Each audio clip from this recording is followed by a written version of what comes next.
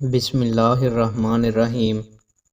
رسول اللہ صلی اللہ علیہ وآلہ وسلم نے ارشاد فرمایا، جسے یہ پسند ہو کہ مشکلات اور تکلیف میں اللہ اس کی دعائیں قبول کرے تو اسے خوشحالی کی حالت میں کثرت سے دعائیں مانگتے رہنا چاہیے۔ رسول اللہ صلی اللہ علیہ وآلہ وسلم نے ارشاد فرمایا، وہ مسلمان نہیں ہے جس نے اپنا پیٹ بھر لیا ہو اور اس کا ہمسایہ بھوکا ہو۔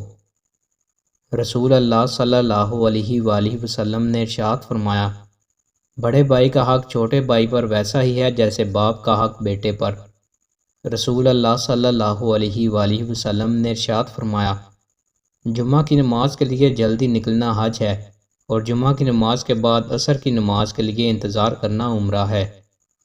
رسول اللہ صلی اللہ علیہ وآلہ وسلم نے ارشاد فرمایا، ایمان کے اعتبار سے سب سے اچھا مومن وہ ہے جو سب سے اچھے اخلاق کا مالک ہو۔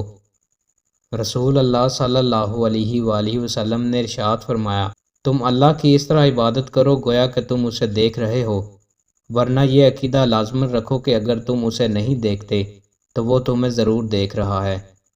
رسول اللہ صلی اللہ علیہ وآلہ وسلم نے ارشاد فرمایا، ہمارے اور ان منافقین کے مابین نماز عہد ہے، بس جس نے اسے ترک کیا تو اس نے کفر کیا۔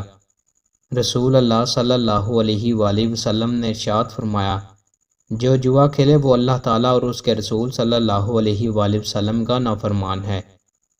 رسول اللہ صلی اللہ علیہ وآلہ وسلم نے ارشاد فرمایا، اللہ پاک اس نوجوان کو پسند فرماتا ہے جس نے اپنی جوانی اطاعت الہی میں گزاری۔ دوستوں، مزید اچھی ویڈیوز کے لیے ہمارے چینل کو سبسکرائب لازمی کریں۔ بہت شکریہ۔